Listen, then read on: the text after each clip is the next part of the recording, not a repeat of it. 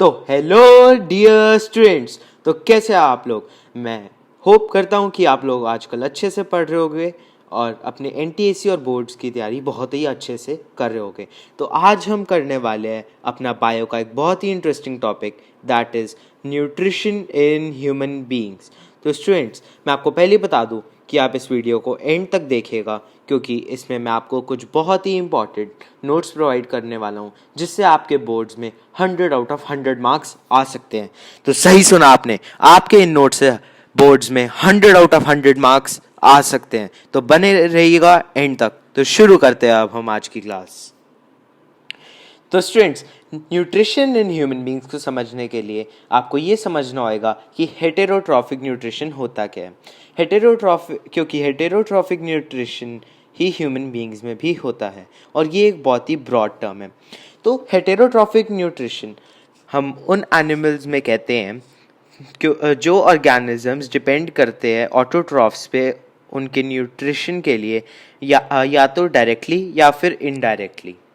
अब डायरेक्टली और इनडायरेक्टली का मतलब क्या है। अब जैसे एक डियर है, वो डायरेक्टली प्लांट्स पे डिपेंड करता है जो कि ऑटोट्रॉफ्स है, और जैसे एक ही उसी जंगल में लायन है, तो लायन जो है वो इनडायरेक्टली डिपेंड करेगा, क्योंकि जो डियर ऑटोट्रॉफ पे डिपेंडेंट है, लायन उस डियर पे डिपेंडेंट है अपने फूड के लिए। तो ऐसे डायरेक्टली और इनडायरेक्टली डिपेंड करते हैं ऑटोट्रॉफ्स पे अपने न्यूट्रिशन के लिए। फिर अब हम देख लेते हैं कि इसका जो हेटेरोट्रॉफिक न्यूट्रिशन है उसमें फॉर्म ऑफ न्यूट्रिशन क्या होता है।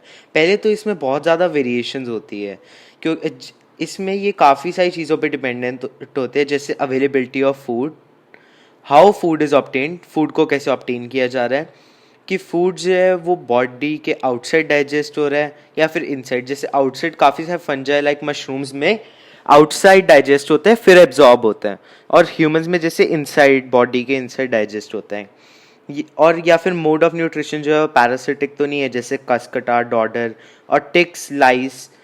अब ये देख लो स्टूडेंट्स, ये काफ़ी इंपॉर्टेंट क्वेश्चन बन जाता है आपके बोर्ड्स में कि दो प्लांट पैरासाइट्स की एग्जांपल दीजिए या फिर दो एनिमल पैरासाइट्स के। तो प्लांट पैरासाइट्स जो होते हैं वो होते हैं कस्कटा और डॉडर, और ह्यूमन पैरासाइट्स और एनिमल पैरासाइट्स आप कह सकते हैं लाइस और टिक्स होते हैं। तो चलिए अब अगले टॉपिक पे चलते हैं। तो जैसे स्टूडेंट्स हम पढ़ते हैं कि एवोल्यूशन में भी हम जो एनिमल्स और प्लांट्स और बैक्टीरिया है वो सिंपल ऑर्गेनिज्म से कॉम्प्लेक्स ऑर्गेनिजम्स की तरफ इवॉल्व हुए। तो उसी तरह हम न्यूट्रिशन में भी पहले यूनिसेलुलर ऑर्गेनिजम्स यानी सिंपल ऑर्गेनिजम्स के बारे में पढ़ेंगे। तो पहले हम उनके बारे में पढ़ते हैं, न्यूट्रिशन इन यूनिसेलुलर ऑर्गेनिजम्स। तो उनमें यूनिसेलुलर ऑर्गेनिजम्स में जब आप बात करेंगे तो सबसे पहला एग्जाम्पल जो आता है वो आपका आता है अमीबा।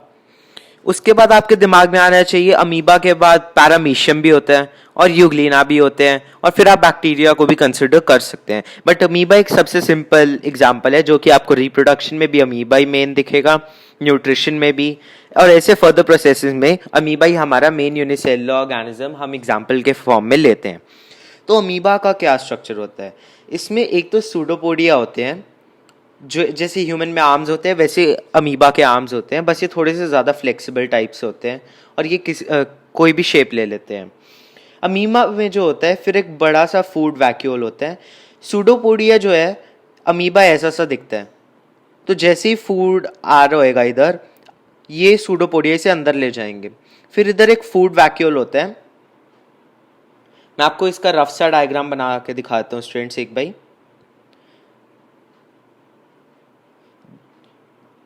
जैसे कि आप मान लीजिए कि ये एक अमीबा है, इसके ये जो है ये सूडोपोडिया है। जैसे ही आपको इधर फूड दिखा अमीबा को, तो ये क्या करेगा, अपने इन्हीं सूडोपोडिया से उसे इंगल्फ कर लेगा और उसे धीरे धीरे कैप्चर कर लेगा। फिर क्या होता है, इस अमीबा के जो फूड एंटर किया है वो एक वैक्यूल में होता है, क्योंकि इसके साथ कुछ एयर स्पेस भी आई होगी। फिर जो होते हैं इस पे कुछ अमीबा जो है एंजाइम्स छोड़ेगा। जब वो एंजाइम्स छोड़ेगा तो जो है वैक्यूल में उस फूड की डाइजेशन हो जाती है आपके। वो जो फूड होता है वो डाइजेस्ट होकर सिंपलर फॉर्म्स में ब्रेक डाउन हो जाता है। उससे सिंपलर न्यूट्रिएंट्स जो होते हैं वो अमीबा जो है वो एब्जॉर्ब कर लेते हैं, और जो लेफ्ट ओवर मटीरियल होता है वो अमीबा जो है जैसे एंटर किया था वैसे ही वो एग्जिट कर देते हैं अपने सूडोपोडिया के थ्रू ही। तो अब पैरामीशियम जो है, अब हमने मेन जो पढ़ ली है वो अमीबा को हमने एक भाई मेन पढ़ ली है। अब एक यूनिसेलुलर ऑर्गेनिज्म को हमने अच्छे से डिस्क्राइब कर दिया, तो पैरामीशियम को हमें इतने अच्छे से पढ़ने की जरूरत नहीं है। बस पैरामीशियम का आपको रफ अपने कंपटीशन पॉइंट ऑफ व्यू से आपको हल्का सा आइडिया ले लेना चाहिए। अब पैरामीशियम जो होता है स्टूडेंट्स, उसका स्ट्रक्चर अगर आपने बुक्स में देखा हो तो ऐसा सा होता है, किडनी बीन शेप्ड सा स्ट्रक्चर, और इस पे जो होता है काफी सारे सीलियाज होते हैं पूरी बॉडी पे, और ऐसा एक जो होता है इसके फूड, इसका माउथ होता है। तो क्या करते हैं, जैसे मान लो कोई भी बैक्टीरिया इधर आया तो ये जो है अपने सीलिया के हेल्प से इस बैक्टीरिया को अब माउथ की तरफ मूव करके माउथ से इनटेक कर लेता है। और इसमें जो होता है, जैसे अमीबा जो होता है वो कहीं से भी अपना, उसका सारा बॉडी पार्ट जो होता है वो कहीं से भी अपना फूड इनटेक कर सकता है क्योंकि वो फ्री शेप में होता है। पैरामीशियम का जो होता है उसका एक ही माउथ होता है इनटेक करने के लिए। ये इन दोनों के बीच में एक मेन डिफरेंस है, और आप अगर इतना भी जान लेंगे तो ये आपके कंपटीशन पॉइंट ऑफ व्यू से भी इनफ है यूनिसेलुलर ऑर्गेनिजम्स के लिए। तो चलिए अब हम ह्यूमन बींग्स के बारे में शुरू करते हैं। तो स्टूडेंट्स, ये न्यूट्रिशन इन ह्यूमन बींग्स तो आपने 10th में पहली बार सुना है, लेकिन इससे पहले आपने इसको पॉपुलर नेम से जाना है, ह्यूमन डाइजेस्टिव सिस्टम। तो हाँ, बेसिकली ह्यूमन डाइजेस्टिव सिस्टम ये एक सिस्टम है जिसके थ्रू ये प्रोसेस होती है। तो इसमें आप इस चैप्टर में बेसिकली आप लाइफ प्रोसेसेस के बारे में पढ़ रहे हो, तो आपने न्यूट्रिशन के बारे में पढ़ा है। हाँ, और ये जिस ऑर्गन सिस्टम के थ्रू होता है उसे हम कहते हैं ह्यूमन डाइजेस्टिव सिस्टम। तो अब इसके जो होते हैं ब्रॉडली दो पार्ट्स होते हैं, एक तो होता है एलिमेंट्री कैनाल और एक होते हैं आपके डाइजेस्टिव ग्लैंड्स। एलिमेंट्री कैनाल आपका मेन पाथवे होता है फूड का, जिसके थ्रू आपका फूड जाता है और डाइजेस्ट होता है। और डाइजेस्टिव ग्लैंड्स जो होते हैं वो कुछ एंजाइम्स या कैटलिस्ट रिलीज करते हैं जो कि आपके एलिमेंट्री कैनाल में जो फूड है उसके ब्रेकडाउन के लिए हेल्पफुल होते हैं और जो डाइजेशन का प्रोसेस है उसे थोड़ा फास्ट कर देते हैं। अब एलिमेंट्री कैनाल के पार्ट्स क्या होते हैं, तो उसके पार्ट्स अब हम डिस्कस करने जा रहे हैं वन बाय वन। स्टूडेंट्स, ये सीबीएसई लेवल पे आपको इतना डिटेल में नहीं है, तो अभी हम बोर्ड पॉइंट ऑफ व्यू से अगर देखें तो जितना मैं आपको बता रहा हूँ वो भी बहुत आपके एग्जाम पॉइंट ऑफ व्यू से इनफ है और आप इसे नोट कर लें। स्टूडेंट्स, आप एक चीज ऑब्जर्व करेंगे कि मैंने प्रेफर किया है कि मैं जितने भी फ्लो चार्ट ज्यादा बना पाऊँ उतना बेटर है, क्योंकि क्या है, अगर फ्लो चार्ट्स आप बनाएंगे तो उसके लिए आपके माइंड की एक नेचुरल कैपेसिटी होती है कि जो भी चीज़ें आप फ्लो चार्ट्स या फिर पिक्चर्स के फॉर्म में याद करेंगे वो आपको बेटर याद रहेंगी। तो स्टूडेंट्स, आप कोशिश करिए कि आप भी फ्लो चार्ट्स के फॉर्म में ही अपने नोटबुक में बनाइएगा। पहला जो आपका आ जाता है वो आपका आ जाता है माउथ। माउथ जो होता है आपका फूड की इनटेक के लिए हेल्प करते हैं। जैसे आप कोई भी अगर घर पे भी खाना खाते हैं तो आप वो माउथ से खाते हैं। और फिर जो होता है आपको ही पता है कि माउथ में जो आपका फूड जाता है वो काफी बड़े बड़े पीसेस में जाता है, और वो डायरेक्टली तो आपके स्टमक या ईसोफेगस का इतना बड़ा डायमीटर नहीं है कि वो उसको ट्रांसपोर्ट कर पाए। तो वो टीथ के हेल्प से जो होता है पहले क्रश करके सलाइवा में मिक्स हो जाता है टंग के हेल्प से। और फिर इसमें एक और टर्म आ जाती है कि ये जो अब आपका बन जाता है सलाइवा को जब आप मिक्स कर देते हैं अच्छे से और क्रशिंग हो जाती है तो ये बन जाता है आपका बोलस। ये भी एक इंपॉर्टेंट टर्म है स्टूडेंट्स, इसे भी आप नोट कर लीजिएगा। तो स्टूडेंट, अब हमने माउथ के बारे में पढ़ ही लिया, तो उसमें जो एक इंपॉर्टेंट एंजाइम हम उसको भी डिस्कस कर लेते हैं। वो है बेसिकली सलाइवा। सलाइवा में जो बेसिकली एंजाइम होता है वो होता है सलाइवरी एमाइलेज, जो कि आपके सलाइवरी ग्लैंड्स जो होते हैं, मैं लिख देता हूं स्पेलिंग्स, सलाइवरी ग्लैंड्स जो होते हैं वो सलाइवरी एमाइलेज को सेक्रीट करते हैं। और ये आपके 3 नंबर में होते हैं, दैट इज मैंडिबुलर, सब mandibular and third salivary gland. तो ये इनका जो काम होता है ये डाइजेस्ट करते हैं स्टार्च को और उसको कन्वर्ट कर देते हैं सिंपल शुगर्स, या फिर इसका अदर नेम है माल्टोज। अगर आपको अच्छे से जानना है तो ये शुगर्स नहीं, बेसिकली माल्टोज में कन्वर्ट करते हैं, जिन्हें आप कॉमन लैंग्वेज में शुगर्स भी कह देते हैं। तो स्टूडेंट्स, अब हमारे पास थर्ड पार्ट आ जाता है हमारा ईसोफेगस, जिसे आपने बचपन से फूड पाइप के नाम से भी जाना हुआ है। तो फूड पाइप या ईसोफेगस जो होती है ये आपने बहुत पहले से आपको पता है कि ये माउथ से स्टमक में फूड लेके जाती है। और ये जो होती है, अब ये फूड जो है इसका साइज या फिर जो बोलस बना है उसका साइज काफी कंपैरेटिवली ईसोफेगस के डायमीटर से थोड़ा बड़ा होता है। तो ईसोफेगस मान लीजिए ऐसी है और ये फूड इतना है, तो अब ये इतने चौड़े फूड को ट्रांसफ़र कैसे करेगी। तो उसी के लिए अब एक मूवमेंट होती है ईसोफेगस की, दैट इज़ पेरिस्टाल्टिक मूवमेंट। अब वो क्या होती है स्टूडेंट्स, पेरिस्टाल्टिक मूवमेंट जो होती है वो रिदमिक कॉन्ट्रैक्शन एंड एक्सपेंशन होती है आपकी स्मूथ मसल्स ईसोफेगस की, दैट इज़, इधर मैंने आपकी डेफिनेशन लिखी है, that is rhythmic contractions and relaxations of smooth muscles present in the walls of oesophagus. अब मैं आपको एक डायग्राम के थ्रू दिखाता हूँ कि ये कैसे होता है। मान लीजिए पहले आपकी ऐसे है ईसोफेगस और फूड इतना बड़ा है, तो अब क्या होगा, इसको नीचे ले जाने के लिए ये क्या करेगी आपकी ईसोफेगस कि जहाँ पे आपका फूड होएगा ना, वहाँ से ये अपना डायमीटर जो है वो बड़ा कर लेगी, ऐसे हो जाएगा और यहाँ पे आपका फूड जा रहा है। ठीक है स्टूडेंट्स, अब मैं आपको इसकी एक वीडियो भी दिखा देता हूँ शॉर्ट सी कि ये कैसे होता है। तो ये स्टूडेंट्स जैसे कि आप देख सकते हैं, ऐसे आपकी जो है पेरिस्टाल्टिक मूवमेंट जो होती है वो हो रही होती है। ये आपका बोलस, जैसे कि आपको दिख रहा होगा, ये आपका बोलस है और ये नीचे ईसोफेगस के थ्रू आपकी ईसोफेगस की रिदमिक कॉन्ट्रैक्शन और एक्सपेंशन स्मूथ मसल्स की जो है वो हो रही है स्टूडेंट्स। तो स्टूडेंट्स अब हम आ जाते हैं हमारे एक बहुत ही इंपॉर्टेंट पार्ट पे, दैट इज स्टमक। तो स्टमक जो होता है, मैं आपको बता दूं, ये हमारी एलिमेंट्री कैनाल का वाइडेस्ट पार्ट होता है और जब ये फूड रिसीव करता है तो इसके साइज जो होता है वो इंक्रीज हो जाता है इसके नॉर्मल साइज से। तो अब अगर इसके साइज को इंक्रीज होना है तो ये जनरल सी बात है कि इसकी वॉल्स जो है वो एक्सपैंडेबल होनी चाहिए और इसकी वॉल्स यानी मस्कुलर होनी चाहिए। तो इसकी वॉल्स जो होती है वो, हाँ आपने सही सोचा, वो मसल्स प्रेजेंट होती है उसमें, और वो जो है वो मसल्स हेल्प करती है churning movement to mix the food with gastric juice produce by walls of stomach. वो ताकि फूड जो है वो गैस्ट्रिक जूस में अच्छे से मिक्स हो जाए, इसमें वो हेल्प करती है। तो गैस्ट्रिक जूस जो होता है उसको प्रोड्यूस करने के लिए अब हमें चाहिए होती है ग्लैंडुलर वॉल्स, जो कि प्रोड्यूस करते हैं हमारा HCl, पेप्सिन एंड म्यूकस।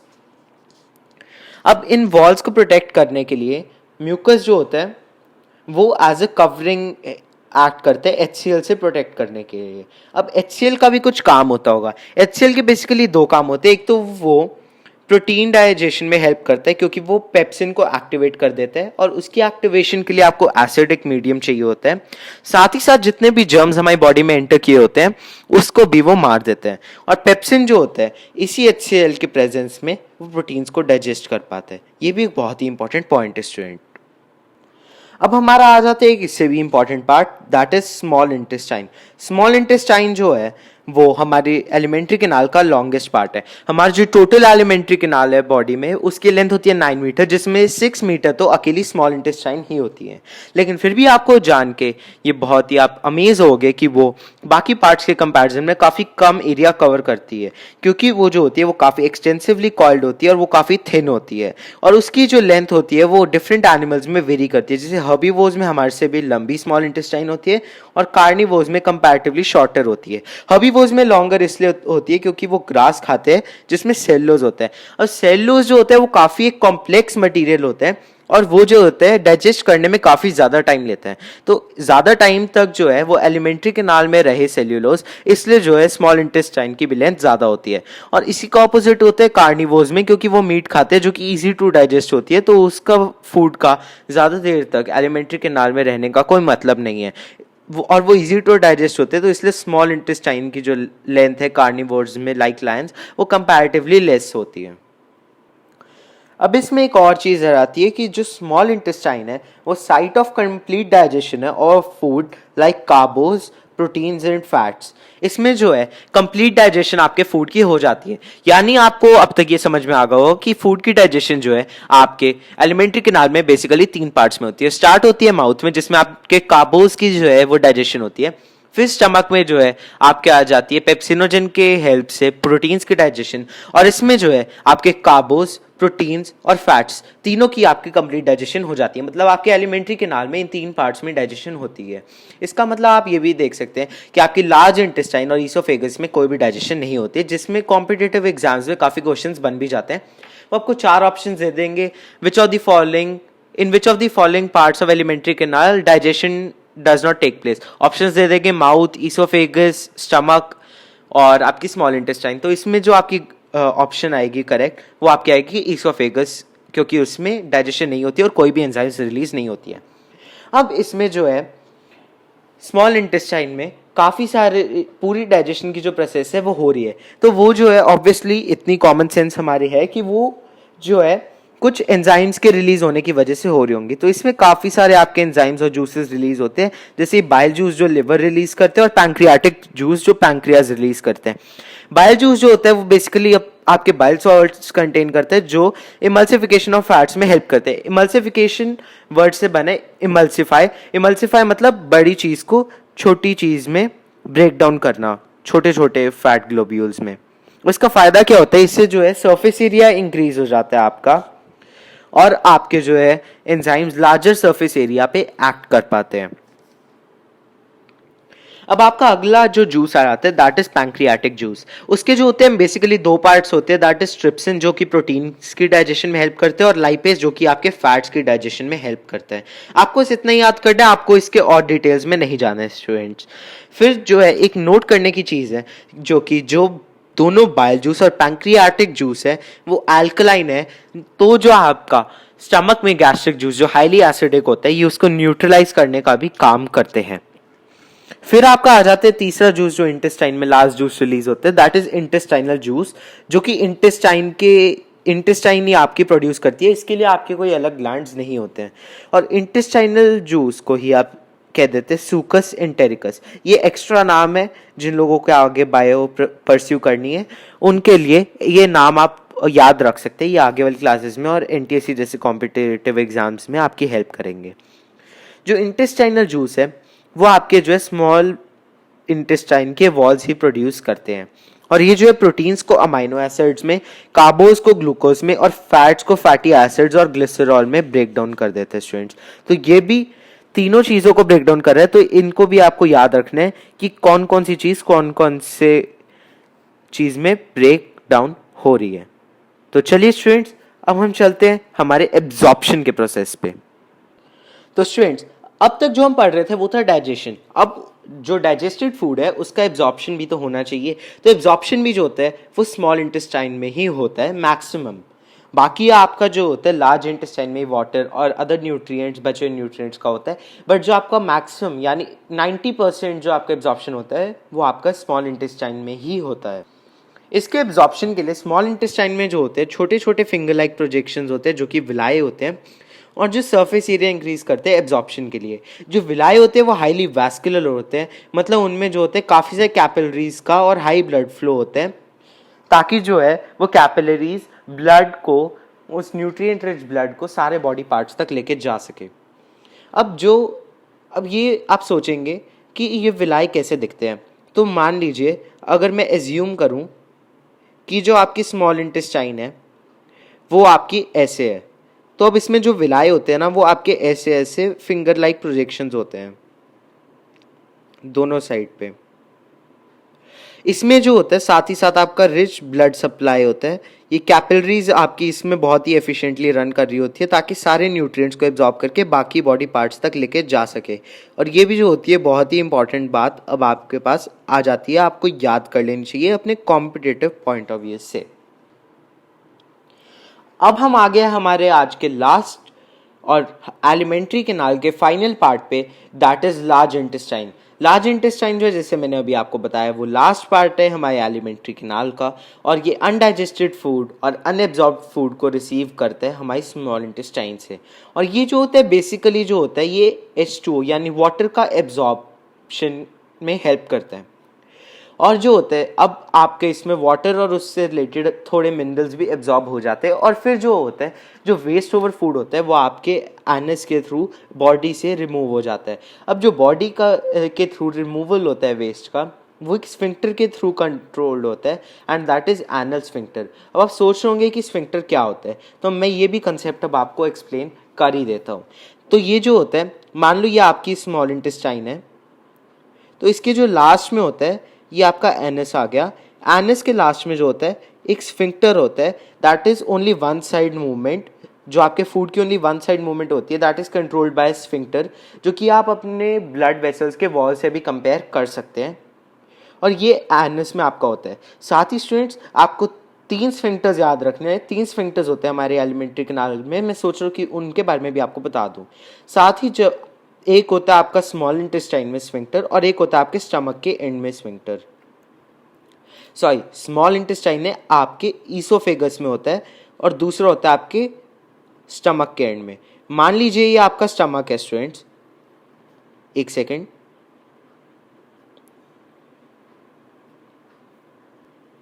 तो स्टूडेंट्स मान लीजिए ये आपकी स्मॉल इंटेस्टाइन है, ये आपका स्टमक है और ये जो है सॉरी आपकी ईसोफेगस है,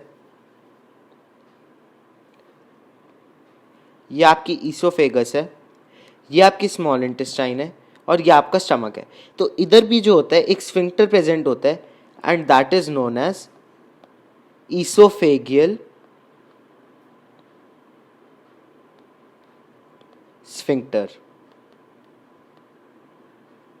और ये भी वन वे ओपनिंग ही होती है। और इसका यूज क्या होता है कि जो आपके स्टमक में गैस्ट्रिक जूस है वो आपके स्मॉल इंटेस्टाइन से माउथ में ना आ जाए। और आपके डेली लाइफ सिचुएशन के थ्रू मैं अगर आपको समझाऊं कि इस स्फिंक्टर की जो प्रॉपर फंक्शनिंग नहीं होती है, दैट कॉजेज एसिडिटी, जो कि एक्सेस एसिड हो जाता है और ये जब स्फिंक्टर कंट्रोल नहीं कर पाता है तो वो ईसोफेगस में आपके आ जाता है जो कि आपको एसिडिटी कॉज करता है। फिर जो आपका थर्ड और लास्ट स्फिंक्टर होता है that is at the end of stomach and that is known as pyrolic sphincter, that is PYROLIC, pyrolic sphincter. ये जो होता है बेसिकली कंट्रोल करता है कि आपके स्टमक से फूड कब एग्जिट होना है और जब कंप्लीट डाइजेशन हो जाए, अनडाइजेस्टेड फूड है वो डायरेक्टली ही आपके स्मॉल इंटेस्टाइन में ना जाए। तो बेसिकली स्टूडेंट्स हमारे न्यूट्रिशन का जो है टॉपिक यहीं पे ही ख़त्म होता है। ये आज हमने पढ़ा है न्यूट्रिशन इन ह्यूमन बींग्स। इससे पहले अगर आपने लाइफ प्रोसेसेस चैप्टर की इंट्रोडक्शन और न्यूट्रिशन इन प्लांट्स के बारे में नहीं पढ़ा तो आप ऊपर बने आई आइकन पे क्लिक कर सकते हैं और उनके बारे में भी आप जान सकते हैं। आने वाले वीडियोस में हम बात करेंगे रेस्पिरेशन, ट्रांसपोर्टेशन, एक्सक्रीशन और अपने आगे वाले बायो के टॉपिक्स की। होपफुली आपको समझ में आ गया होगा स्टूडेंट्स। तो आज की वीडियो में इतना ही students. Thank you so much students. और अगर आपको ये वीडियो पसंद आई हो तो चैनल को सब्सक्राइब कर देना ताकि आपको आगे आने वाली वीडियोस भी पहले ही मिल जाए। और हमारे वीडियो को लाइक कर देना, शेयर कर देना और सब्सक्राइब कर देना चैनल को। टाटा स्टूडेंट्स, मिलते हैं अब अगली वीडियो में।